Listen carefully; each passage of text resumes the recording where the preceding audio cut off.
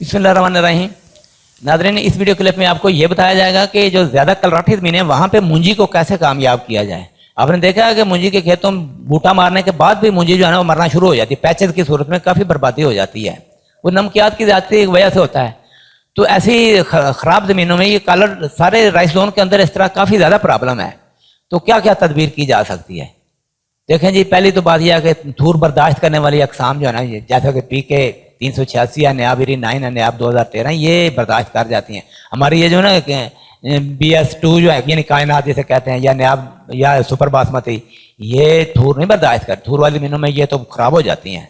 तो अच्छी किस्म जो है ना वो मुंतखब करनी चाहिए। तो दूसरा यह है कि नर्सरी जो है ना वो क्षेत्रमंद ज़मीन में तैयार कर ली, उसको ट्रांसप्लांट तो साफदार जैसी ज़मीन है उसी में ही करना है।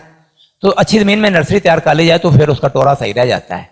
फिर ये करें कि ज़मीन में कद्दू करने के बजाय ना खुश्क ज़मीन में तैयार कर सुहागा लगाकर उसको पानी से भर दिया जाए 1 हफ्ते के लिए। उसके बाद ऐसा उसको फिर नर्सरी को मुंतकिल कर दिया तो नमकियात काफ़ी हद तक नीचे चले जाते हैं।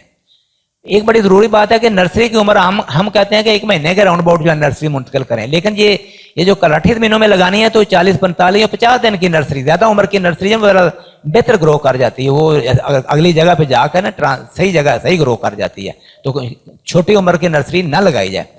तो फिर यह कि पौधों की तादाद, हम ये कहते हैं, ये काफ़ी पुरानी रिकमेंडेशन है कि नमकियात की वजह से ज़्यादा टेलर नहीं बना सकते। तो पहले ही टेलर जो है ना 2-2, 3-3, 4-4 टेलर जो है ना वो यानी कि पौधे हर सुराख में मुंतकिल किए जाएँ। तो इस तरह जो है ना उसकी टेलरिंग में जो है ना ज़रा बेहतरी आ जाएगी।